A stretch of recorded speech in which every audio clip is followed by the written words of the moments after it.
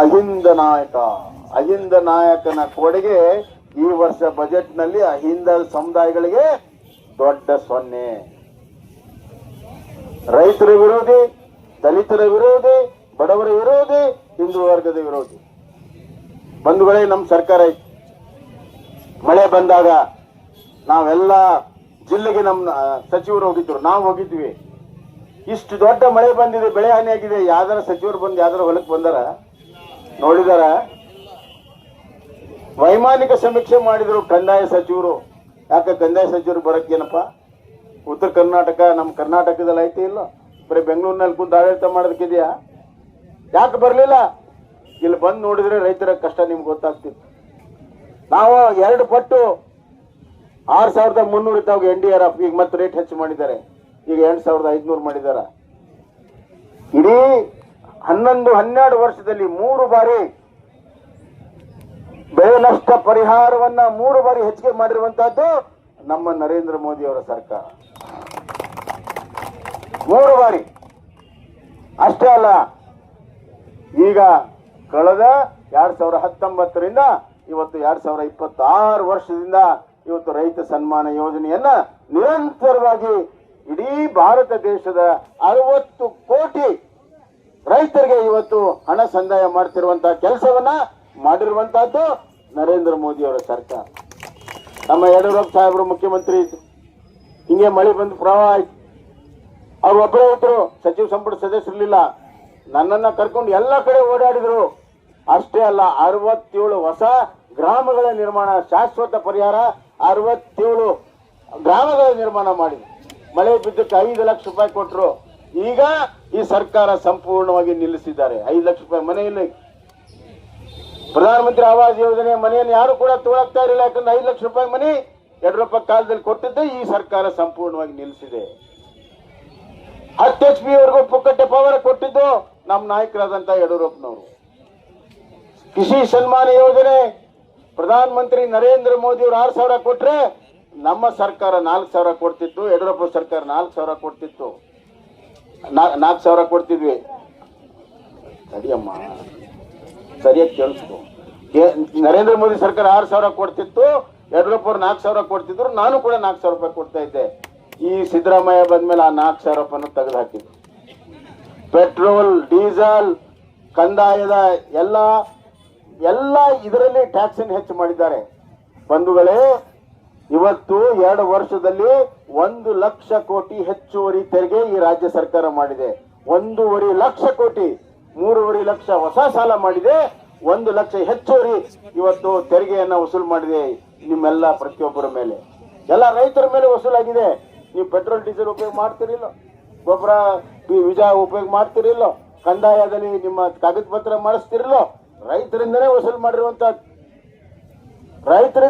ಮಾಡಿರುವಂತ ಹಣವನ್ನ ರೈತರಿಗೆ ಕೊಡಕ್ಕೆ ಇವತ್ತಿನ ಮುಂದೆ ನೋಡ್ತಾರೆ. ಆವರ್ತ ನಿಧಿ ಸಂಪೂರ್ಣವಾಗಿ 0 ಆಗಿದೆ. ನಮ್ಮ ಕಾಲದಲ್ಲಿ 2,000 ಕೋಟಿ ರೂಪಾಯಿ ಆವರ್ತ ನಿಧಿಯನ್ನ ರೈತರ ಸಂಕಷ್ಟಕ್ಕಾಗಿ ನಾವು ಇಟ್ಟಿದ್ವಿ. ಇವತ್ತಿಲ್ಲ, ಆವರ್ತ ನಿಧಿ ಇಲ್ಲ. ಇವತ್ತು ಗೋಂಜಾಳ ತಗೊಳ್ರಿ, ಗೋಂಜಾಳದಿಂದ ತಯಾರಾಗುವಂತ ಎಲ್ಲ ಪದಾರ್ಥ ಅತಿ ಹೆಚ್ಚು ಬೆಳೆದಿರುವಂತದ್ದು ಗೋಂಜಾಳ.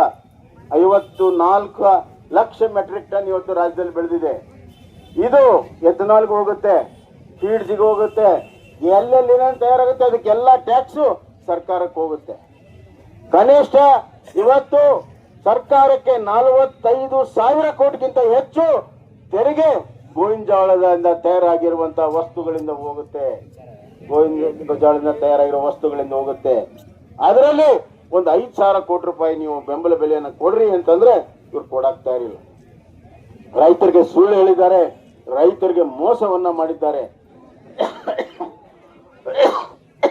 ನಾನಿದ್ದಾಗ ಮುಖ್ಯಮಂತ್ರಿಯಾಗಿ